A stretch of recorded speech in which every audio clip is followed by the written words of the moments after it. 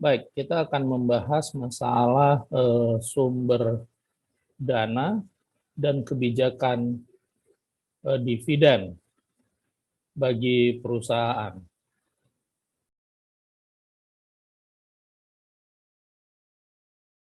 Nah, sumber dana bagi suatu perusahaan itu bisa sifatnya internal, internal source, berarti sumber dana dari dalam perusahaan sendiri. Nah, jadi untuk memenuhi kebutuhan investasi, untuk membesarkan perusahaan itu bisa digunakan dana sendiri atau dana internal source. Nah, dana ini biasanya didapat dari sisa laba yang ditahan. Nah, kalau kita dapat laba, kalau labanya itu kita bagi, itu namanya dividen. Nah, nanti kita akan lihat kebijakan pembagian dividen seperti apa. Nah, biasanya sih tidak semua laba pada periode itu atau pada tahun itu dibagikan kepada pemegang saham. Nah, biasanya sebagian dan sebagian lagi tetap disimpan, namanya adalah retain earning. Ya. Retain itu ditahan, earning itu adalah pendapatan. Jadi pendapatan yang ditahan, retain earning. Nah, selain menggunakan dana sendiri, bisa juga dana ini berasal dari luar perusahaan. Ya. Nah, kalau dari luar perusahaan itu disebut dana asing, baik itu dari negara lain, baik pun dari bank-bank atau sumber sumber lain di dalam negeri. Yang penting dana itu bukan dari dalam perusahaan, itu dinamakan modal asing. Ya. Nah, sumber dana bagi perusahaan itu dikelompokkan menjadi dana jangka pendek. Nah, ini adalah dana yang kita dapat dan harus dikembalikan dalam waktu 1 tahun. Ya. 1 tahun itu paling lama untuk jangka pendek. Kemudian sumber dana jangka menengah dan sumber dana jangka panjang.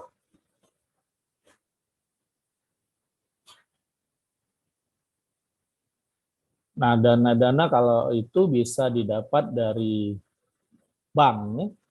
Dari bank, contohnya kredit usaha kecil dan menengah. Nah, ini biasanya BPR yang memainkan peran untuk ini. Kemudian kredit tanpa agunan. Nah, ini biasanya biayanya besar, ya, bunganya besar. Atau ada leasing. Nah, leasing ini biasanya sih yang kita kenal adalah untuk kredit motor, mobil, gitu, itu pakai leasing. Ada kredit dari pasar uang, ada letter of credit, ya, ada surat utang. Ada factoring. Nah, factoring ini adalah anjak piutang. Anjak piutang itu maksudnya kalau kita punya piutang, mungkin jatuh tempo 6 bulan atau 1 tahun lagi, kemudian kita perlu dananya sekarang, piutang ini bisa kita pindahkan ke pihak lain. Ya. Jadi kita ibaratnya apa ya? Ini gue ada utang di tempat lain, nih kasih duitnya ke sini, nanti gantinya pakai piutang ini, gitu. Nah, itu namanya factoring. Ya. Nah, biasanya ada diskon di situ. Oke.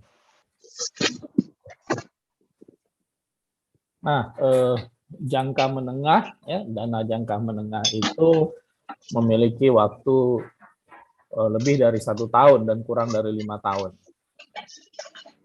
Nah, sumber dana jangka menengah ini diantaranya adalah term loan, ya, utang jangka panjang, ya, equipment loan, ya, kalau kita beli barang-barang, nah itu bisa diborohkan. Leasing lagi ini untuk jangka sampai 5 tahun bisa kan kalau leasing itu. Nah, jangka panjang ini adalah sumber dana yang waktunya lebih dari 5 tahun. Nah, pendanaan jangka panjang ini biasanya dari surat hutang, itu obligasi. Biasanya digunakan untuk mendanai aset-aset kalau kita belanja barang, ya, masa pakainya juga panjang. Yang kita beli mesin, kalau kita punya pabrik, nah itu kan bisa dipakai 15 tahun, 20 tahun. Nah, sehingga kita bisa utang 10 tahunan begitu. Beli tanah, ya, beli pabrik yang sekalian gitu. Nah, itu adalah yang umurnya panjang-panjang. Atau proyek, ini proyek konstruksi itu kan lama.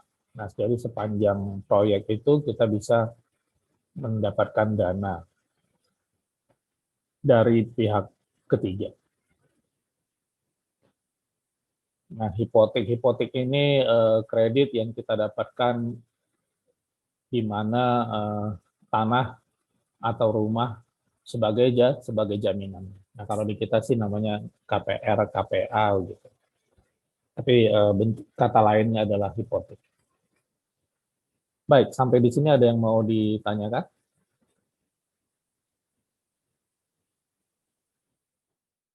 Ya, mau nanya Pak. Ya, silakan. Yang tadinya masalah kebijakan dividen itu seperti apa Pak? Apakah dia keputusan masalah yang diperoleh perusahaan atau dalam bentuk laba yang ditahan dalam perusahaan Pak? Seperti apa Pak? Terima kasih. Ya, baik. Dividen kita belum sampai ya ke bawah ya, nanti di bawah ada, saya jawab di bawah ya. Analisa struktur modal. Nah, struktur modal atau capital structure adalah perimbangan antara modal asing dengan modal sendiri. Ya. Modal asing tadi saya sudah sampaikan bahwa itu bisa dari luar, ya, dari luar negara kita atau dari luar perusahaan, itu disebut dengan modal asing. Nah, jadi capital structure itu adalah berapa modal sendiri, berapa modal asing, begitu. Modal asingnya dalam hal ini adalah utang jangka panjang ya, maupun jangka pendek. Nah, jadi kita utang dari bank itu juga dianggap modal asing, atau kita menerbitkan obligasi itu dianggap juga modal asing. Nah, kemudian struktur keuangan atau financial structure, tadi capital ya, capital modal, ini adalah keuangan. Financial structure adalah perbandingan antara jumlah aktiva dengan jumlah pasiva. Nah, jadi berapa aset perusahaan, berapa kewajiban perusahaan. Nah, itu adalah struktur keuangan atau financial structure. Nah, struktur modal yang optimal menunjukkan struktur modal yang meminimumkan biaya modal. Nah, jadi kapan capital structure ini dianggap optimal? Pada saat biaya modalnya itu minim. Biaya modal itu adalah biaya yang kita keluarkan sehubungan dengan utang yang kita dapat. Misalnya berapa biaya bunganya, ya, berapa biaya provisi dan lain-lain. Atau kalau kita menerbitkan surat utang, nah itu juga ada biaya-biayanya. Ya, nah, biaya kuponnya, biaya penerbitan suratnya sendiri juga ada. Nah, itu adalah biaya modal yang minim ya. Jadi semakin minim semakin baik struktur modalnya. Nah, tujuan manajemen struktur modal adalah memadukan sumber dana permanen yang digunakan perusahaan untuk operasional yang akan memaksimalkan nilai perusahaan itu sendiri. Jadi maksudnya kalau biaya bunga dan biaya-biaya lainnya itu kecil, otomatis nilai perusahaannya jadi naik. Nah, faktor-faktor yang mempengaruhi struktur modal, karena tadi kita bicara bunga, ya nomor satu adalah bunga, ya. Kemudian stabilitas perolehan laba. Nah, kalau seandainya laba kita bisa naik terus atau stabil terus, nah berarti kita biayanya bisa jadi rendah, begitu. Jadi tidak terlalu banyak menggerus laba untuk membayar biaya modal. Struktur aktiva, ya, tingkat risiko aktiva, ya, sifat manajemen. Ya. Jadi manajemen dalam perusahaan juga mempengaruhi struktur modal.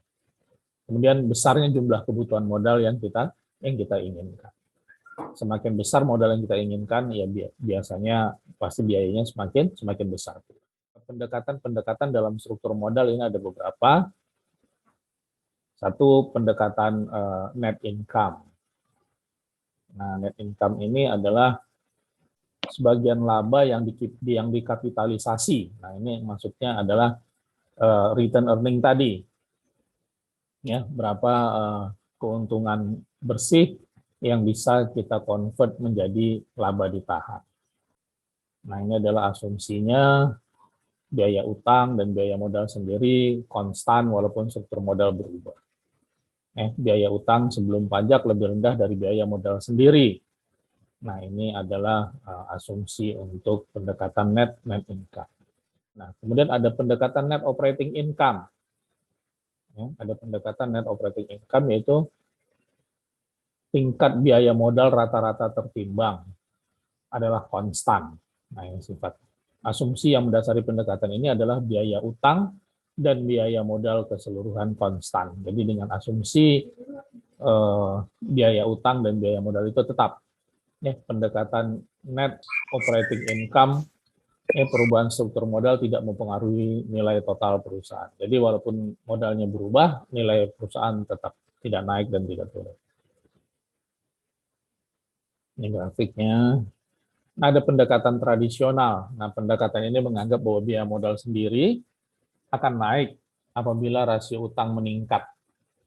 Jadi biasalah kalau utang meningkat pasti biaya modalnya naik. Biaya utang akan meningkat apabila melebihi tingkat rasio utang tertentu. Itu sifatnya. Nah, ada pendekatan Modigliani-Miller.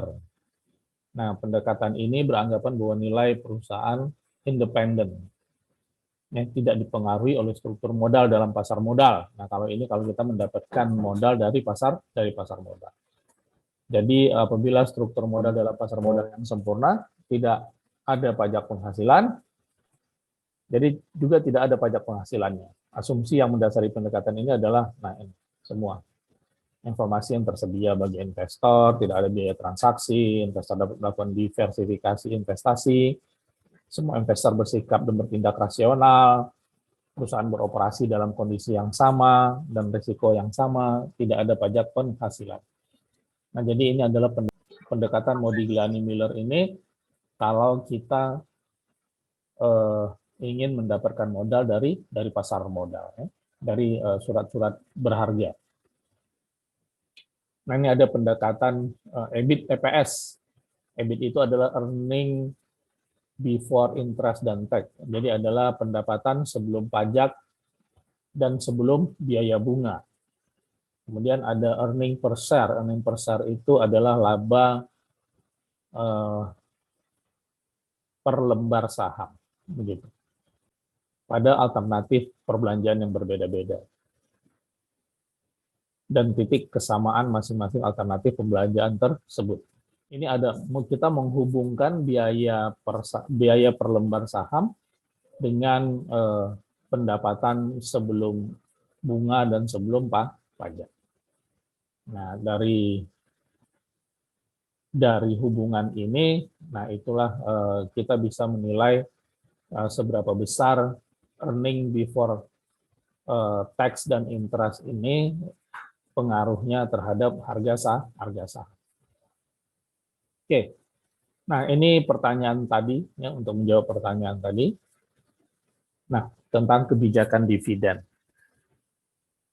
atau dividen policy.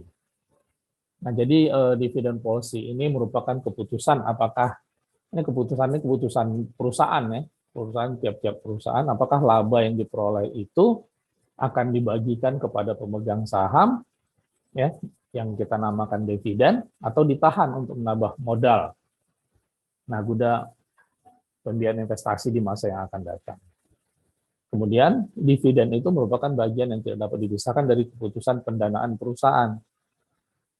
Nah, salah satu kebijakan yang harus diambil oleh manajemen itu memutuskan apakah laba bersih yang diperoleh sama satu produk itu dibagi semua atau dibagi sebagian ya untuk dividen dan sebagian lagi ditahan. Nah, jadi apakah saja? Nah, ini merupakan keputusan dari masing-masing perusahaan ya, keputusan direksi ya, badan pengelola kalau direksi itu.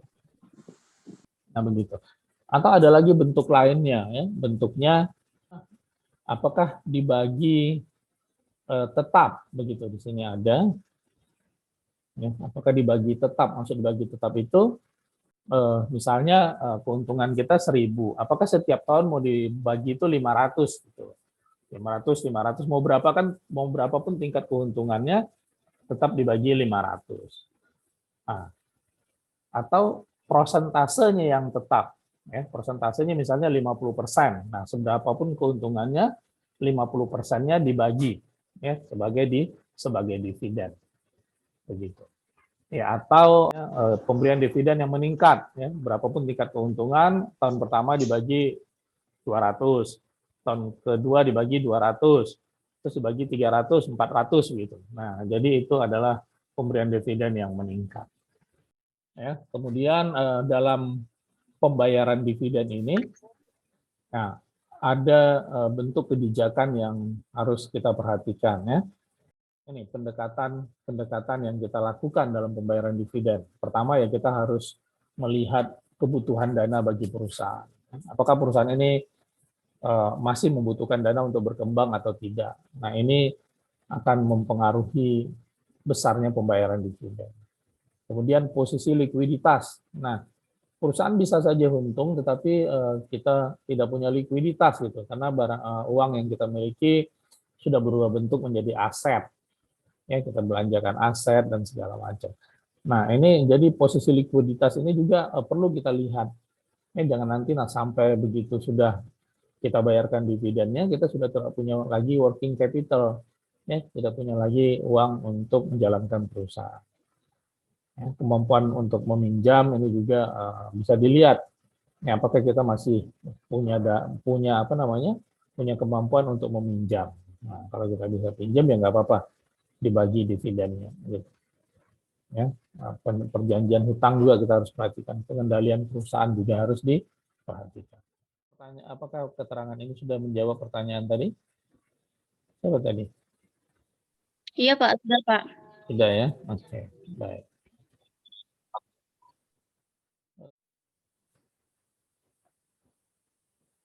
Nah, stabilitas dividen adalah pembayaran dividen yang stabil dalam jangka waktu yang lama. Jadi maksudnya stabilitas dividen ini bagaimana kemampuan perusahaan bisa membayar dividen dalam jangka waktu yang panjang. Itu disebut stabilitas dividen. Kebalikannya adalah pembayaran dividen yang sesuai dengan presentasi tetap dari penghasilan perusahaan. Nah, ini tadi yang saya katakan. Presentasinya aja yang tetap 20%, 30%, atau 50%. Nah, apabila semua faktor antara dua perusahaan sama, ini kita membandingkan dua perusahaan, tetapi pembayaran dividennya berbeda, maka harga saham perusahaan yang membayar dividen secara stabil akan lebih tinggi dari harga saham perusahaan yang membayar dividen tidak stabil. Nah, apa manfaatnya apabila perusahaan itu mampu membayar dividen secara stabil dalam jangka waktu yang panjang? Ya, tentu harga sahamnya di pasar modal jadi lebih baik dibandingkan perusahaan yang tidak stabil membayarkan dividen. Begitu. Nah, saya rasa materinya itu saja.